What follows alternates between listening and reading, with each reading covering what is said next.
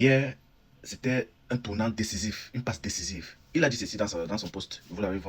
Je demande à tous ceux qui ont été arrêtés arbitrairement, aux membres de ma famille, kidnappés, tenez bon. On voit là la posture d'un chef de résistance, légitime, pas d'un acteur politique.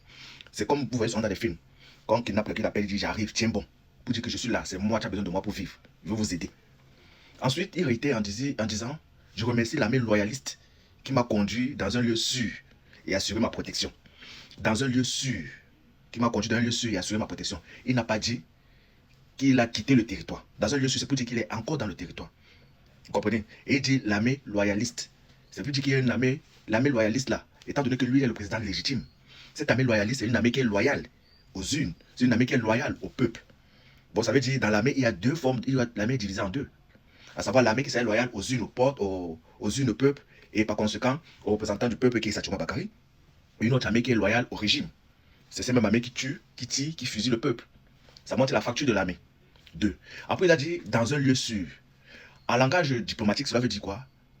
Je suis dans une place où je gère, je contrôle. Je gère, je suis dans ma base. C'est moi qui contrôle mon terrain, je contrôle la zone, je suis dans ma zone où je contrôle. C'est pour dire que lui, il contrôle encore le territoire.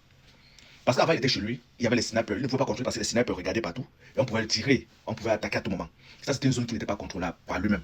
Mais là, il est une zone qui est contrôlable. Il a dit qu'il va nous sortir, il devait nous faire une annonce solennelle. Et il a frappé fort. Je vous explique. Il ne nous a pas demandé, il nous a pas demandé au peuple d'avoir des armes. Il n'a pas demandé avec des menaces. Il n'a pas demandé avec des armes, rien, mais avec une idée. Il dit 3 jours de vie morte, donc du 3 au 5 novembre. Et derrière cette idée, il y a une stratégie précise, calculée, bien implacable. C'est très pratique. Parce qu'en vérité, là, cette décision n'est pas un simple appel à rester chez soi. Vous comprenez ça? Ce n'est pas simplement un appel à dire restez chez vous. Non. Ça, c'est un test de souveraineté populaire. Je vous l'explique.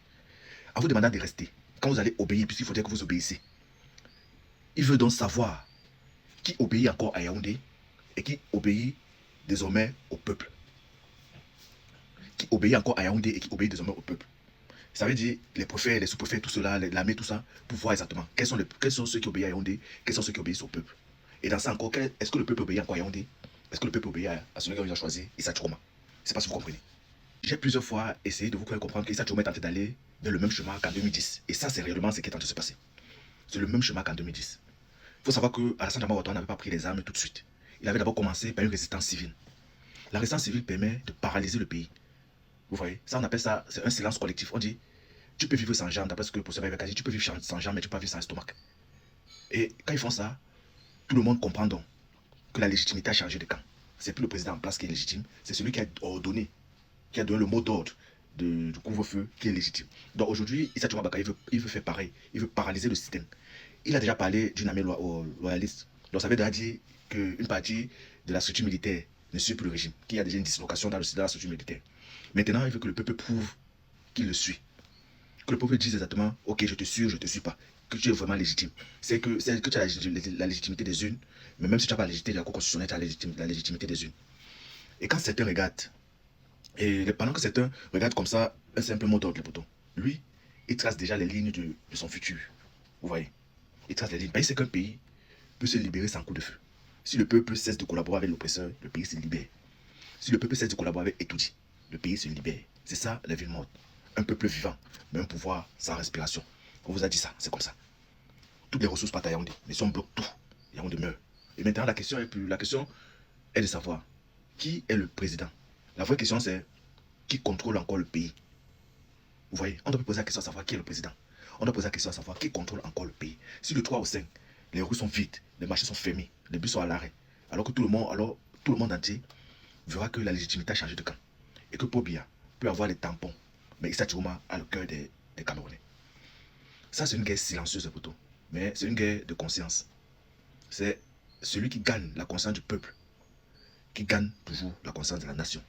En faisant ce couvre-feu, Issa Chiroma pourra aller à une autre étape. Il va faire la pression aux organismes internationaux. Parce que la légitimité, il a. Les organismes internationaux voient qu'il a donné un mot d'ordre tout arrêté. Parce que le camp est tenté de vivre en 2010. Et cette fois-ci, c'est pas à Yaoundé, c'est pas à Abidjan.